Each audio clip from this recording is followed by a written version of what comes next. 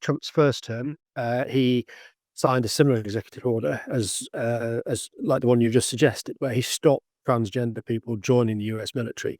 From what we understand, his next move, possibly as early as the 20th of January when he's inaugurated, will be not only to stop transgender people joining the military, but also to kick out those that are already serving. And we think that it's pretty hard to get an accurate grip on exactly how many transgender people there are in the military, but estimates from several sources say it's about 15,000, possibly more, but the accepted figure is about 15,000. And these people face being medically discharged as soon as Trump comes back into office. Medically discharged on what grounds can they do that? Well, that's a very good question, and I'm sure that the executive order will be challenged in the courts. But medically discharged, in its normal meaning, is that you're medically unfit to do the job that you've been assigned to do. You're medically incapable of doing it. There's some sort of health reason why you can't fulfill your duties in a military sense. And it seems that that's the justification. As we understand it, it hasn't been confirmed, it must be said. To assume then that effectively Donald Trump and his defense secretary think that it is a mental illness, effectively being transgender. Well, I can't put myself in the shoes of Donald Trump and his transition team and the people coming in to work in his administration. What we do know is that Donald Trump has been hugely critical of what he calls a slide towards a woke agenda in the American military. His nominee for defense secretary, a guy called Pete Hegseth, has talked in very disparaging terms about trans members of the military and some of the things that the military does to be more inclusive. So I think it's a justification they're perhaps looking at in order to fulfill these, in fairness, campaign promises to crack down on some of the less central issues in the military, and as they would see it, get back to what the military traditionally did, which is plotting and fighting and planning to take on enemies. He's got this plan, hasn't he, to try and save an awful lot of money in all different walks of American life. Just before we sort of get onto a bit more of the detail of it, would signing these people off on medical grounds mean there'd be no payoffs for them? Does he save money in that regard? I think, as I say, it would be challenged, and I think there would be some sort of compensation for these people if it got to that point. I think the wider point, though, is the cost of the military overall. I mean, this is 15,000 people. Many of them have several dozen people under their command. There's already a shortfall in recruitment in the US military. Only the US Marine Corps manages each year to fulfill its recruitment targets. So jobs will be spread out more thinly. Perhaps more people will have to be recruited. Certainly, to the people I spoke to for the piece I wrote, suggests that the cost of doing this, not just in compensating those people forced out of the military, but the cost in replacing them, the cost in finding ways around the jobs they were doing, could run into billions of dollars. All that being said, 15,000 people in a military of 1.3 million. It feels like a drop in the ocean, doesn't it, really? Why is, I mean, quite apart from, whether you agree with the policy or not, why is the actual numbers of concern? Just because I think that there is a chain of command in every branch to the military, and take one of those links of that chain out, and suddenly you have a problem. The people have to be replaced. Chains of command have to be reordered. People have to be promoted, shifted into different jobs. So it's a logistical issue as much as anything else. You're right, 15,000 out of a military and active service personnel of about 1.3 million people is a tiny number. But I think what a lot of people argue are against this idea, especially in terms of how it will destabilize the military, suggests that you take about a card out of a house of cards and the whole thing can come collapsing down. Now, US military isn't going to collapse, but it certainly will make it more difficult for the people that remain in service jobs. The argument for this from the man that Donald Trump has chosen as his defense secretary, Mr. Hegseth, as you said, is that it can also cost a lot of money in medical care, specifically for trans personnel. Is there any truth in that? Is that a correct assessment? Well, that's certainly denied by some of the people I spoke to. I spoke to several people, several transgender active personnel, and they say that their treatment is just within the normal expectations of what transgender people the treatment they receive, hormone treatment, for example. I don't think the cost is particularly high.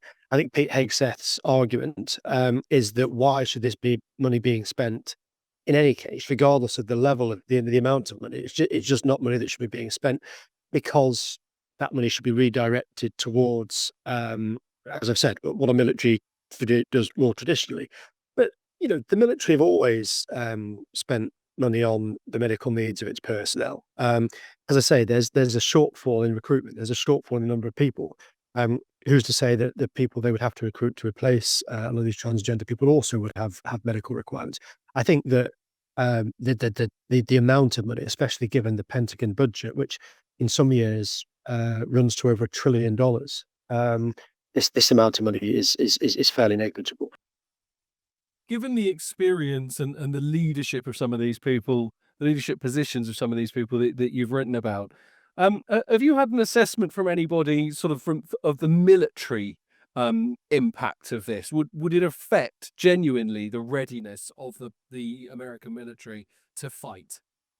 I think that's one of the arguments. Some of these people we're talking about are in very senior positions. They would have to be replaced, and 15,000 people. The number of years of experience that brings to the military is quite vast. Would it affect?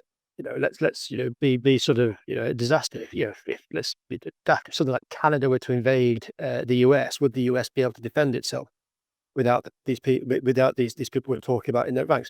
Almost certainly. I mean, I don't think there's an issue about the readiness to deploy, or the readiness to meet challenges as they appear. I think what is argued certainly by some of the charities, is that it's just a chipping away of the military. It makes it more difficult for the military to do its job.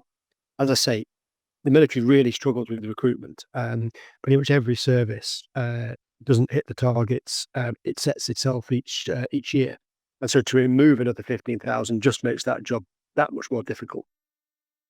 And of course, Alistair, part of the job of the military is to act as a deterrent. And I mean, we ran with a piece last week in the Times, didn't we? That there was this sort of feeling that maybe Russia is acting with the element of bravado it is, because there's this general belief within the Kremlin that the West has almost gotten a bit complacent. I wonder whether by just going, oh, we can remove 15,000 people. All right, we've still got 1.295 million, what 85 million, whatever it is. But we can just bin off 15,000 people like that. Does that not sort of help add to that belief from Russia and from just generally America's enemies? I think I mean, I don't disagree with what you're saying. There are plenty of people here who would agree as well. I think what the likes of Pete Hegseth and all the way up to Donald Trump might be thinking is that there is a suggestion that having transgender people in the military suggests that it's not the fighting force that perhaps it wants to display to the world. I mean, that's clearly nonsense in many respects. But I think certainly from some of the things that Donald Trump has said, where the American military is, as he says, more concentrated on a woke agenda, he feels as though this encourages Russia, because it suggests that the US military, in his eyes, isn't concentrating on fighting, but more concentrating on promoting the needs of minority groups that serve within it.